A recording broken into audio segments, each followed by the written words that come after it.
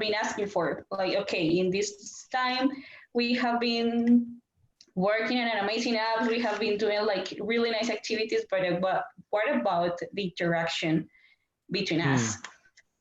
So I came up with an idea, like creating an app where students can practice interactions, but safely, Yep. you know, because sometimes those apps for practicing languages, they are not really safe for students, especially if they are not like really adults.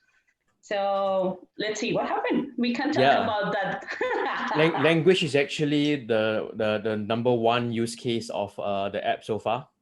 And I was going to show them because, as you mentioned, having this engagement. I mean, engagement is the opportunity to speak in a safe environment is very important for language, and you don't get judged. And doing that in a private environment is quite important. So. Okay, yeah, that's true. Okay, let's see.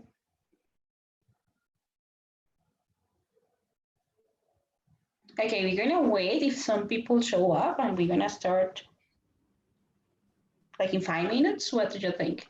Sure, sounds good. The last one we did was also about 5 minutes. I think we waited for 5 minutes. Okay, sure. We've got Jason. Hello.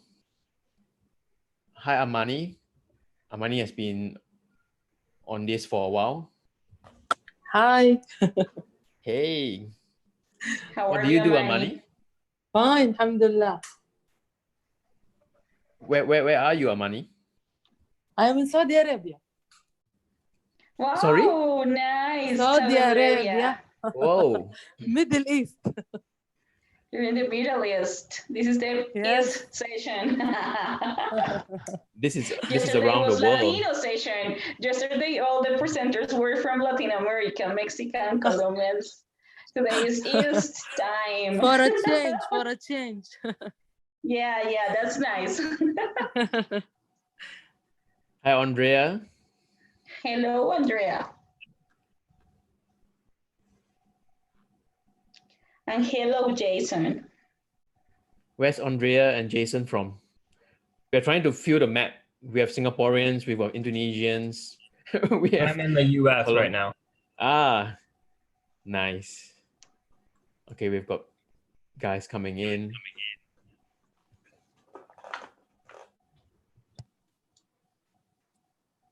Hello, Catherine. Hello, Joey.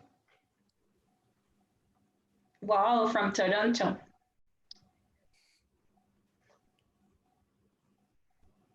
Yes, Joey is also in Canada. Yeah, true. So we are waiting for another 2 minutes. Yeah, we're gonna start in 2 minutes.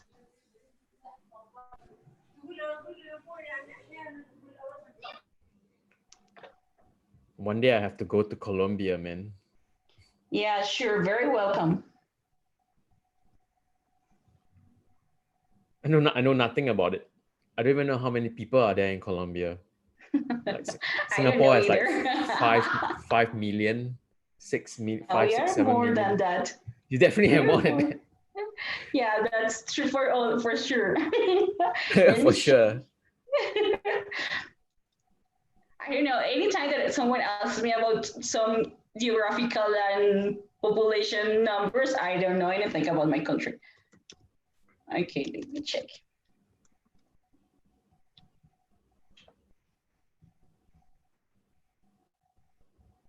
Field trip to Colombia. Sounds good. Sure, let's come to Colombia. So Actually, the last version of FLIPTECH was here in Bogota. I was there. Like a FLIPTECH conference? Was it a physical conference? It was FLIPTECH Latam. Yeah, it was in Bogota last year. That's going to be quite hard for anyone in Asia to go, but we can make something. Okay. Deutsch. Yeah, it was like a really interesting conference last year. Next time, we need to do another one. Okay, so I think we can start, right? Because Sure. okay, so let me check this. So welcome everyone. This is our next session on Flip Tech. We came from Catherine's presentation an hour before. And today we're going to work on Sockle. And Daniel Chen is going to tell us about this learning app.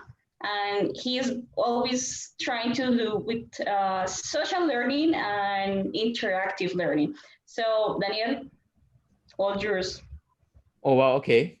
Hi, everyone. I'm Daniel. I'm the founder of this company called Sockle. So it stands for Sockle of Friends. So it's a main goal is going to be, I'll share my screen later on to describe and show the app. It's like a TikTok, but for education. So it's a space for teachers to get students to upload videos and trying to essentially solve the problem where your existing learning management systems or tools are probably not very good with videos or pictures, and even getting engagement with your students. So generally, we use it as a way of getting informal learning. But we also have some teachers who are using it for formal learning. So some examples are our main use cases are actually in language. So teachers who use it as a way of getting students to speak. And it's private as well because the teachers create access codes that is then given to the students, and then they join those codes, join with the codes, and then it's all in a private environment. So this helps create that safe, closed environment so that the students are more willing to share. So in a way, you can almost go, usually the comparison is with like YouTube, for example. You can post videos on YouTube, but the chances of getting students to give peer-to-peer feedback on YouTube is a bit lower because they think that it's public. Or you can also consider like maybe comparing it with Facebook groups, for example, but then the content might be mixed up with other content on Facebook if the student opens up it on a mobile phone. And usually Facebook is kind of like public content as well. So there's a few of these things, and I'll show you as an example how it works. And I'm gonna share my screen to show that. So if you guys, I don't know whether you guys have seen the video. So I did walk through this on a video, and I also walked through a few other examples in Indonesia and mostly in Indonesia. But I'll go through some of those points, and then you guys can ask me any questions about it. So this is the app. This is the latest version. So we just updated this a few days ago. So it works like TikTok. You swipe up, and then there are comments that you can put in per post. And this is an example of a teacher posting something for finance, and then the students give their, one second. This is the latest version, so I have something that we need to fix there. Give their comments based on those. I'll show a few of these posts on the app first, and then I'll show on the screen version, which will actually be consolidating all of this together onto a web page.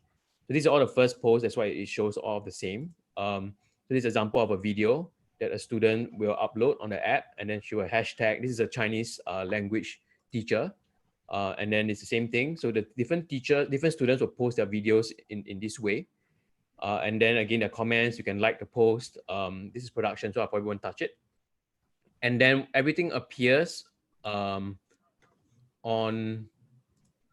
let me share a different screen.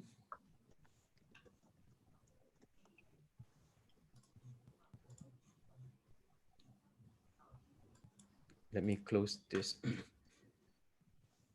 So all of the content appears on a website like this.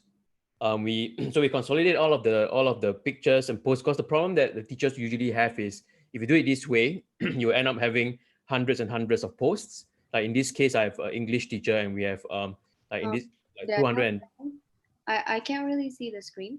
Oh, you can't see the screen? Yeah. That is kind of weird. Stop sharing and try to do it again. Let me try again. Okay. How about this? Yeah, better. Okay. Thanks. So this is I did do that. Okay. So anyway, so this is the web dashboard that has 210 a group size of 210, and then with 170 posts, 45 comments. This is one of the earlier use cases that we have. So the teacher first starts with informal learning.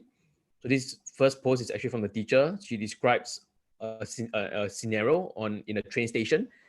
So her goal is to get students to speak in English or describe it in English. So her main language is Bahasa Indonesian.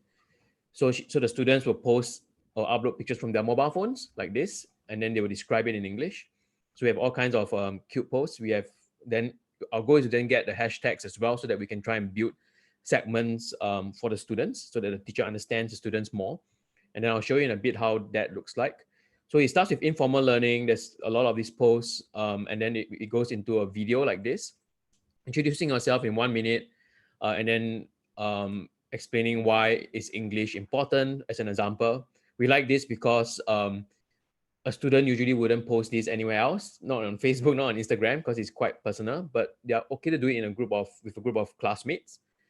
Then it becomes a bit more formal. So they will start describing objects near them like this. So we consider this as part of situated learning. And then it goes deeper into what's the new normal. And they do videos to describe that based on research as well. And then their comments they look like this. So the students can add comments about the topics that they're going to write in this case.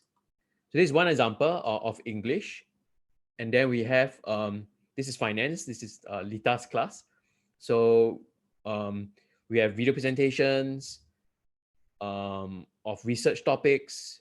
And then we have, actually maybe Lita, you can give a feedback later on as well in a few minutes, since you are also a user here. So these are video presentations from the students. So they research the impact of COVID to finance, and then we have some pretty interesting videos. Some of them record the videos on TikTok, and then they upload it on the app. And then usually what's cool about this is that they usually give comments, feedback. So we have peer-to-peer comments from students to each other. So in this case, usually the teacher has to create an incentive to the students. For example, they give participation points, and then they are more motivated they're more motivated to do it. So the beginning part of it, we have to try and create some form of incentive so that they kind of know what this is for. But as time goes by, our goal is to try and make it more natural and more, they do it by themselves, more self-directed and self-regulated. This is Chinese. Chinese class is quite cute. So we have stuff like a cat that's walking, and then the student will describe it in Chinese, or they will act out certain events, scenarios with like someone walking down. And then the cutest one was like this one, where the teacher had a 5-minute video from the students to do cooking.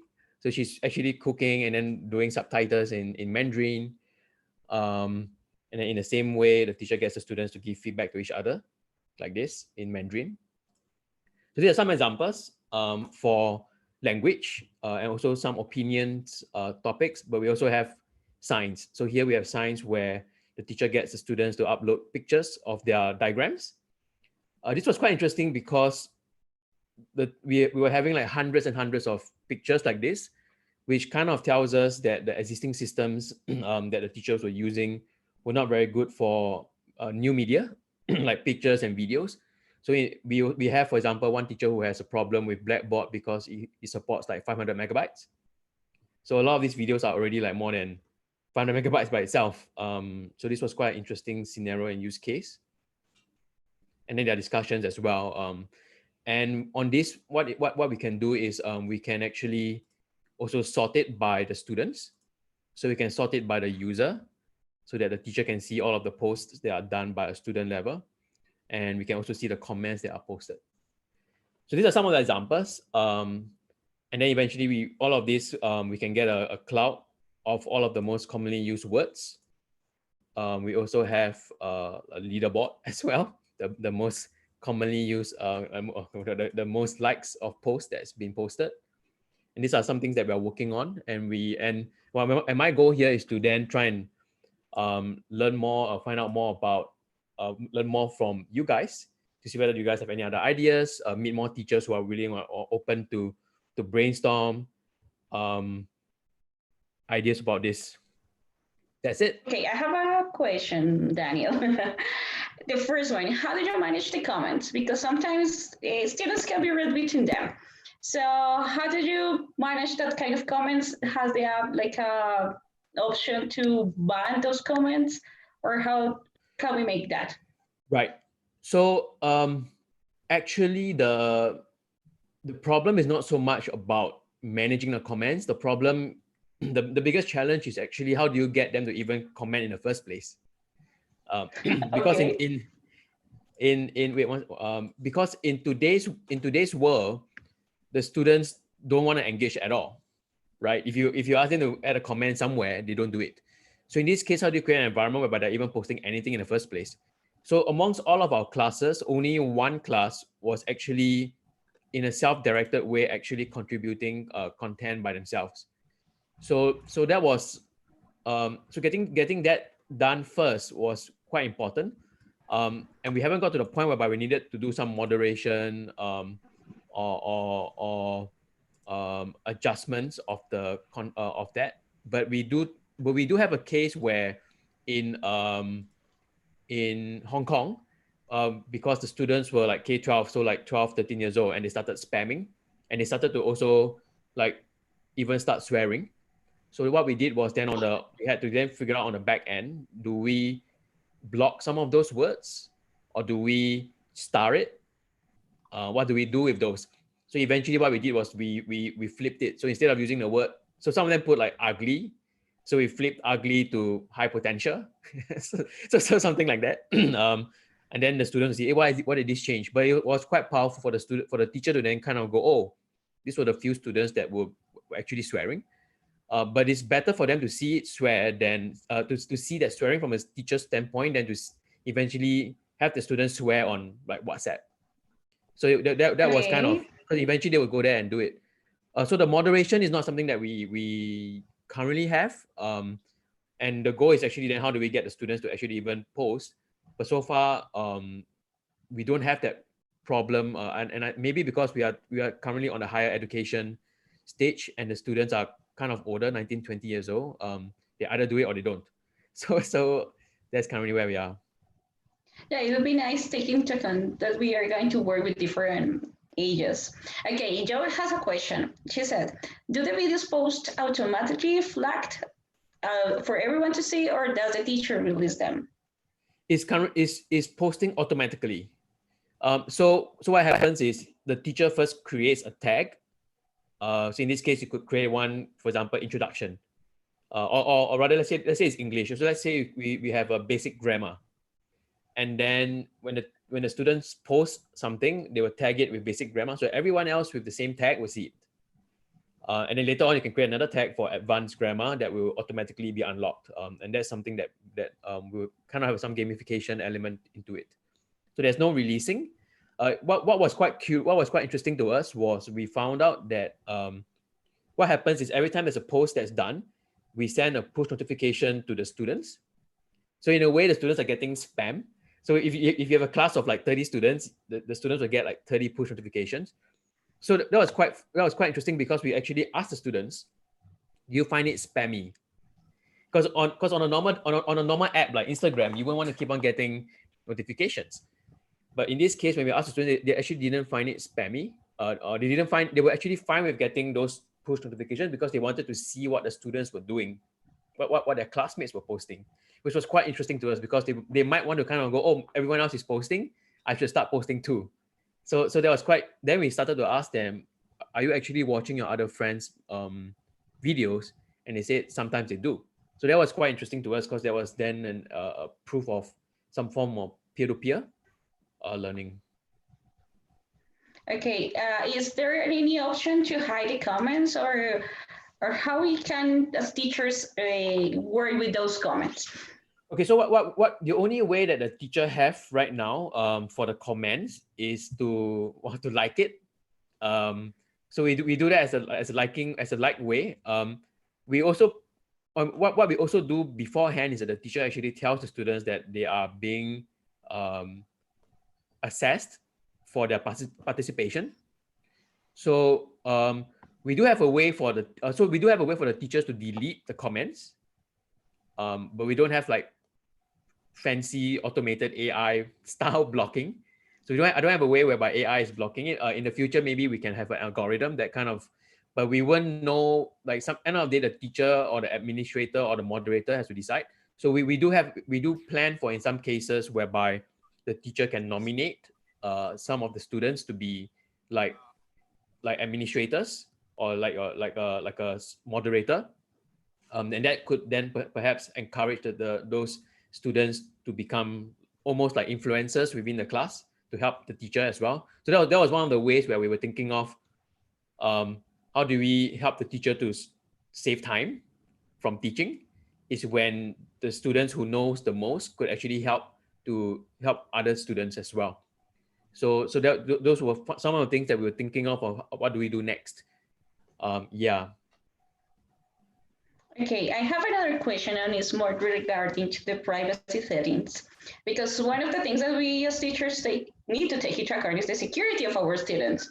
So how it works, they can interact between the group, or they can interact between groups, or how does it go?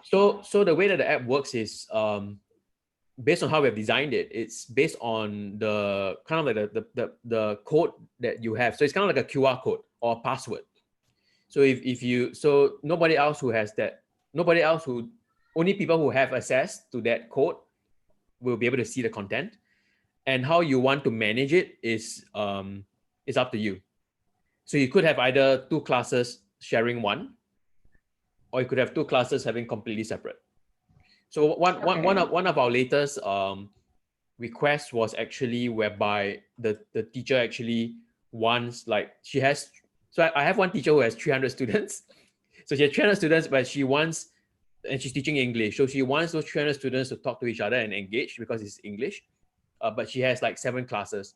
So we'll probably have like 7 different codes, but they have one overarching parent. So if I post something without anything, then everyone within that house in a way will see it. So that kind of creates this kind of community, and eventually gets us to this Quora style, but on video kind of app. Okay, Joe has another question. Is the code for one class or for one assignment? So it's up to you. So we have teachers who do one code for the class. We have teachers who do one code for a lesson. We have one code for assignment as well. We have one code for one question. So it's so the structure is essentially up to the teacher to set up. Okay. But in some cases, the teacher also kind of doesn't want to have too many things to manage, so they just have one, and then everyone just posts within that one. But we eventually want to kind of get to the point whereby how do we make it easy? Because eventually, when you have different tags and different so codes are okay. If we have different codes, then it's easier to filter later on, and also then to have better ways to do machine learning at a later stage, because we can easily classify and like this sentence is actually for this topic, for example, and then also you can reuse it later on in the future. Okay, Timothy, hello. He has a question. Can teachers see the data on students' participation?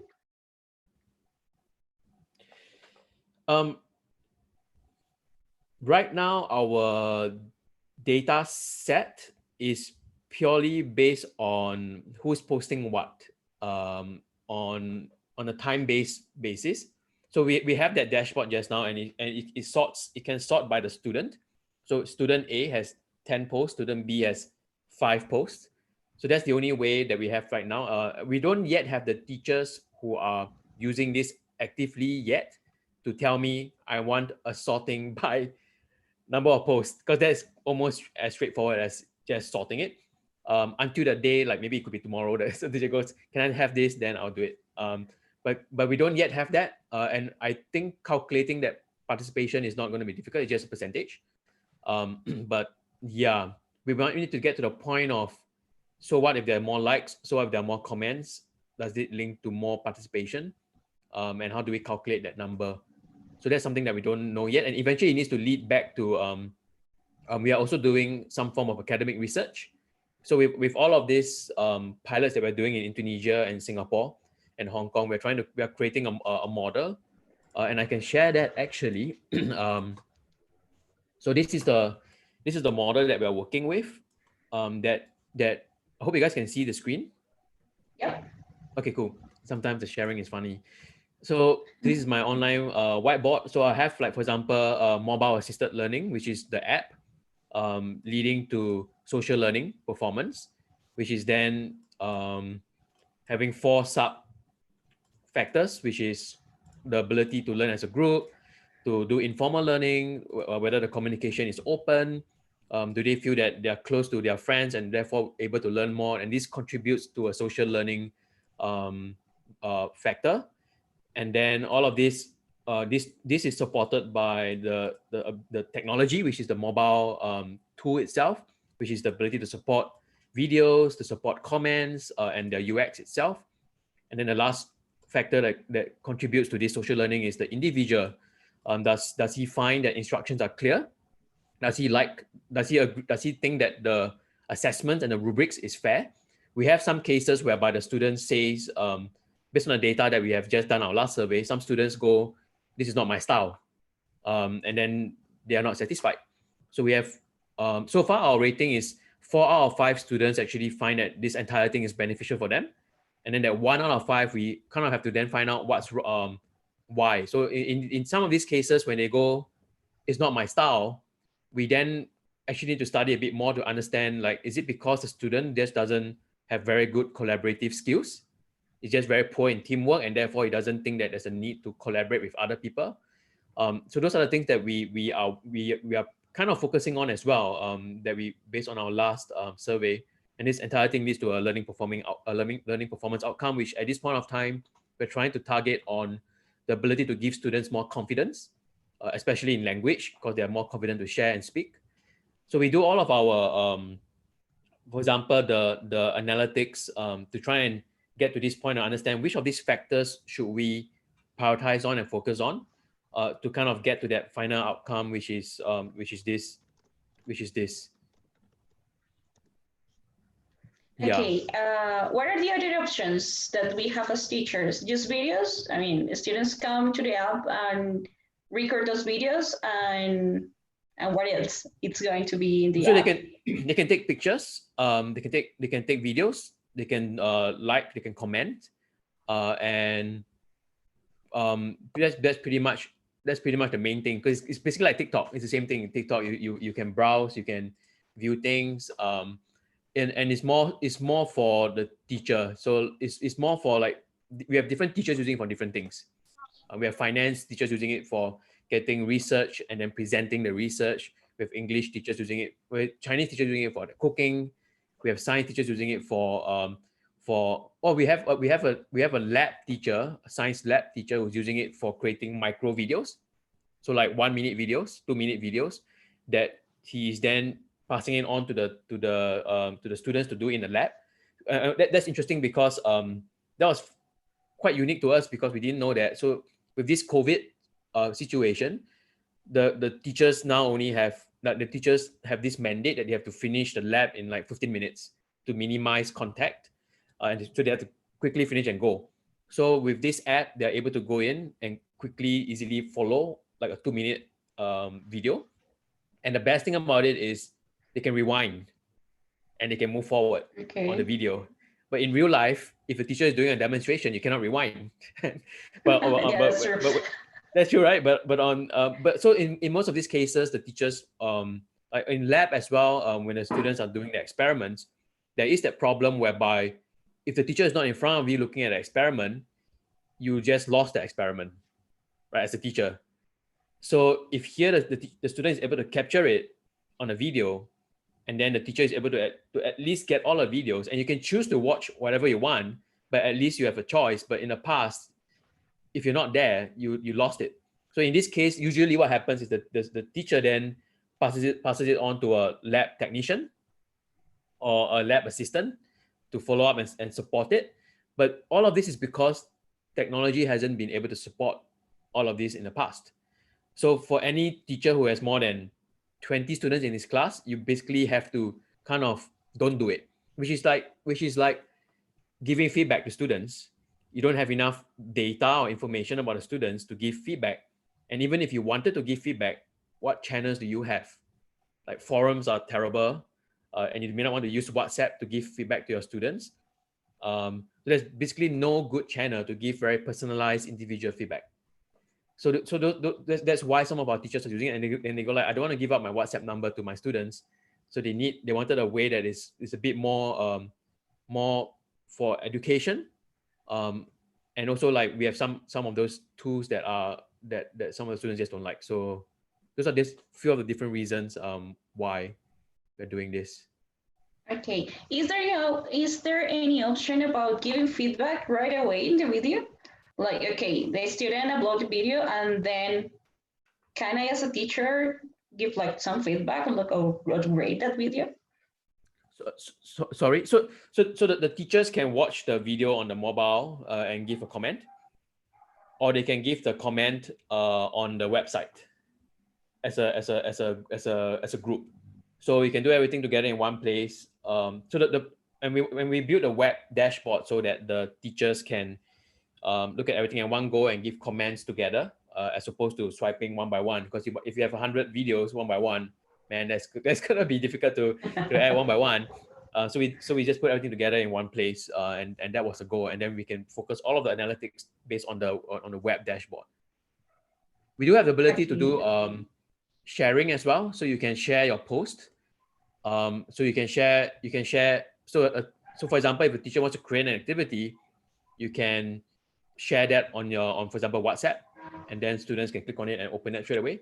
We can also have that a way for opening up something and on for example Zoom, and then everyone goes into it and then give them 2 minutes to post something or to add a comment, and then you refresh it after 2 minutes. So it's something like something like some of the other, basically that's a good way for that kind of blended or flip in class kind of concept. Yeah, could you please share some reactions from teachers and students? What has the teacher Yeah, well, actually, you know what, Lita, are you there? Maybe you want to share some comments or feedback. So Lita is actually a student who has used this app in Indonesia. Yeah. So basically, I used this app on my last semester for my finance class. And personally, as a user, it really helps a bunch of us really well because I'm struggling with finance myself. And we covered topics relating to finance using videos where we have to do a bit of research first, but that's okay because it was better than having all of us to count things, I think. And finance is really monotone for us, and some actually struggle with it. But using this new method, it really expands my understanding to a whole new level, you know?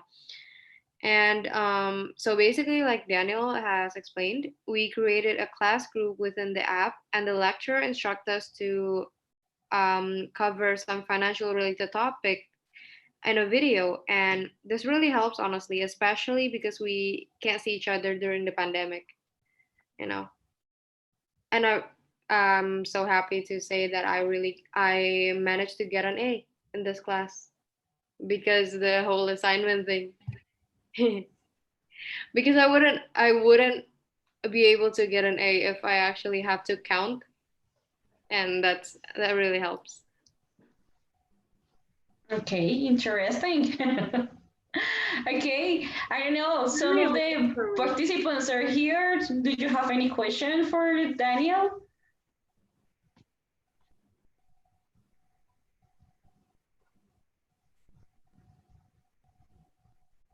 No questions, Jesus Christ. Okay, Daniel, I was thinking about another thing because as I was telling you some time before, I teach speaking. And one of the most common problems with the app that I'm using is that for some reason, sometimes videos take too much time to upload. So how do you deal with that kind of problems? Do we have like a special person, like an assistant or something like that, that help us to solve that kind of problems. So you mean that the videos take too long to upload? Yeah. For instance, they are like, I don't know, like they're using a video editor and then they want to share it into the app. Does it take too much time? No, actually, well, it also depends on the length of the video. So right now we don't try and go more than the amount of time that you want to watch it. So most of the time is like between 2 minutes to 5 minutes. So we start from something that's basic. So like the basic stuff would be like, okay, do a 30-second introduction of yourself. And then why are you interested in English? And then you share that with your friends. Then we start going into something more detailed, like maybe a 2-minute presentation about objects or descriptions or grammar or something. And then usually then it goes into a 5-minute, which is usually part of an essay. So instead of writing an essay on paper, they create a video and put that essay into the subtitles. So instead of kind of writing about how to cook, writing about a recipe, you describe it into a video. Then it becomes a subtitle, and then that's fun. That was cute. So anyway, to answer that question, we do the compression on the mobile app, and it does take a while, but not long enough that the students have a problem with. We had a few issues earlier on when the app was in the beginning when they were crashing and stuff, but now it's okay. So we don't have any problem with that. But of course, my team has developers and we'll work on any issues that happens. So the best thing is we partner with the teachers. We have freemium app, so we are definitely good to go. So Okay. So in what ways do you think that you can use this? Oh, and before I answer your question, I have another question. Okay, Do we okay. have like a limit time? I mean, for example, I need my students to do a 3-minute video. Can I set that time, or is free as it takes, or is it long? Right now, anything before 5 minutes is actually based on the technical limitations on the app. So partially because I don't have the same technical resources as a Facebook or YouTube. so anything less than 5 minutes is good. And we have had, so Lita's teacher actually first started with 10 minutes, and then we straight away were like, oh bang, it couldn't even get into the server because it was too big. Yeah. Andrew has a question. It's too hard for the students. Yeah. Yeah. Okay, Andrew has a question. Are any features that Circle is planning to add in the future? Well, yes. One of the more immediate things that we're going to do is the gamification. So which is adding badges at this point of time. So one of the things that the students have given the feedback on is, so based on all of those different factors, the one that has the lowest factor is comments. And then most of the time it's, I don't know how to do it. I don't know that it exists. And my teacher didn't tell me to do it. so or they're too lazy. We have that as well. So we want to kind of create, we have this screen which is for rewards that everyone goes into, but right now the rewards there's no rewards. So they go into it and there's nothing there. So but if they go in and they go, hey, if I add 3 comments to my friend's post, I will get a badge. If I get 5 likes from my teacher, I'll get another badge. And these badges could actually be used by the teacher as well at the end of the semester to kind of go, oh, I could use this as a way of gauging participation as well. If I get 20 likes from my friends, I mean, they could cheat in a way, but if they're going to spend time to go and get 20 friends to like, then, well, maybe they should get 1 point or something like that. Anyway, it's also a collaborative skills in a way. So that's one of the, and then we have the push notifications. So we're trying to, so one of the things that we were doing is, so the teacher was using this to get a discussion going with his class. So he puts a question on an app, and then he gets 4 responses out of 15 students. So our goal is to try and figure out how can we get to 10. And we think that we can do that by having better push notifications. And our theory is that if a system is chasing you, so if there's a higher chance of a student responding to you if it's a system that's chasing you and not a human that's chasing. So because you can ignore a human, but you cannot ignore the system in a way. And there's a higher chance of you clicking on a notification than opening up some email from a teacher or WhatsApp from teacher and like, oh man, it's another chaser. But if it's a push notification, it goes, hey, five students have already added the comments. Do you want to add yours? It's very neutral, and we think that there's a higher chance. So we are enhancing that that part. Beyond that, there were other more but other things that we want to do together with the teachers to understand about analytics. So what kind of views do you want? What kind of filters do you want? And if we get to the point of you have 200 posts, how do you want to prioritize? And do you want a recommendation engine that tells you this and that? So those are the things that we want to do. But at this point of time, it's really trying to understand how do we map a social activity to your classroom. And then sometimes it's just the teacher sending me their curriculum. So for example, we have a teacher who was doing English again, so that he had worksheets, and then there are faces, and then you kind of go, okay, this face is an angry face, this face is a sad face, and so it's vocabulary. So what the teacher then did was he asked the students to act the face out instead in real life, take a picture of it, and then the friends add comments on it. So it becomes like kind of fun. It's a game. So we translated that piece of paper into a real life thing. Thanks, Catherine. Okay, thank you, Daniel. So did you have any questions for Daniel regarding the app? I'm going to put my email down. So if any of you want to contact me, have a separate product, have a separate demo, I'm more than happy to chat about it. Woohoo! Yeah, I will be very interesting because when we are teaching, and especially when we are teaching English as a foreign language, these kind of spaces to share and to communicate and to participate and make the students to communicate with each other is kind of difficult, and more in this time that we don't have like a real contact with them. Actually, it depends on the teachers as well. So a lot of times I talk to the teachers and I ask them what is their biggest problems, and everyone is giving me different problems. So I have like in Tunisia, one of the teachers that he goes, I hate marking. And then I'm like, can you replace that rubrics for your summative assessment to something that is formative with some form of automation?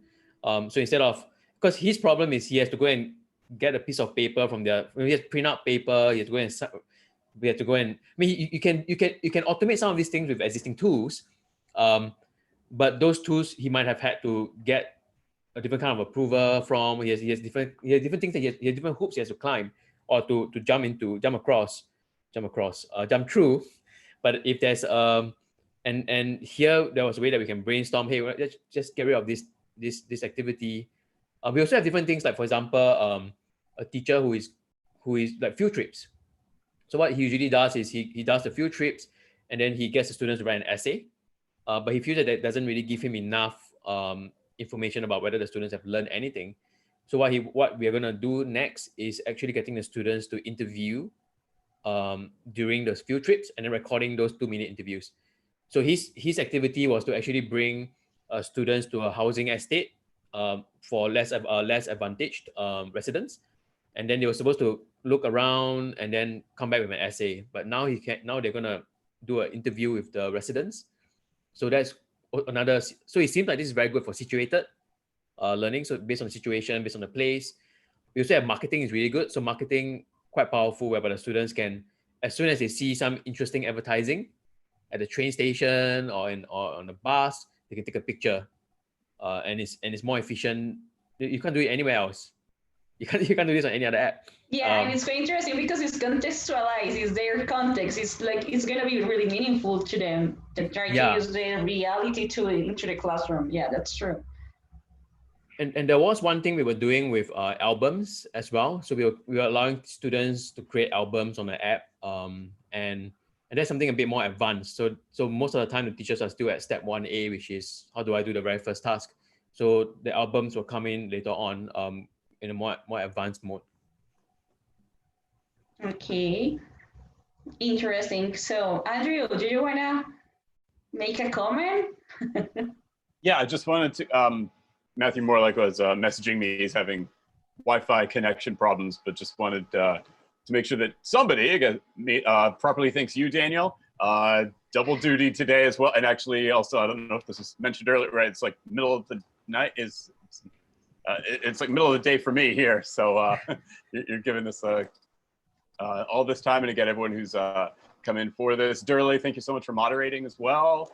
Keeping track of the chat window. That's a lot to like manage, I know, from being on both sides of that as well. But thank you and everyone getting involved with this for FLIPTECH 2020. I don't know how else I would have found out about this app, or many of us. So, and then also getting the explanation of it, which is of course in your presentation, but then like letting us able to, just in the middle, like, I don't know if I would have thought to email you that, but then to hear like the gamification thing, that's a really cool, like that's something I don't know. Oh, you think so? Okay, that's cool. Yeah, that's that social media aspect. I think that that could be a real powerful, I think. I teach 8th grade, it's 13, 14-year-olds, so that's certainly something that. Oh, they will love it, right? Like, so again, I mean, not like we're not quite at the top of the hour, but I know like everyone's time is valuable.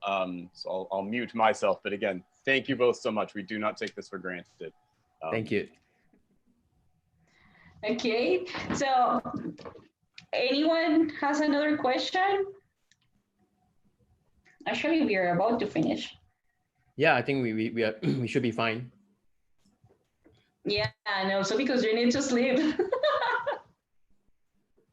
Yeah, well, I mean, at the end of the day, it's me meeting a few people who are. I mean, as a startup, it's very important to meet the right, passionate educators, that we can sit down and kind of brainstorm how can we change things, because a lot of times we see tools, but like it doesn't really make any significant impact. But at least for this one, you can see it being used throughout an entire semester. Like you can see it used every single week. Yeah, that's true, and that's why it's FLIPTECH made to share that experience and to learn together as teachers. Yeah, that's definitely one of the main objectives. So thank you for coming, and that's the good thing about technology. We are in different places right now, and we can have this kind of activities. That's really interesting. Yeah, and we have people joining in now. Is it too late? Just a bit.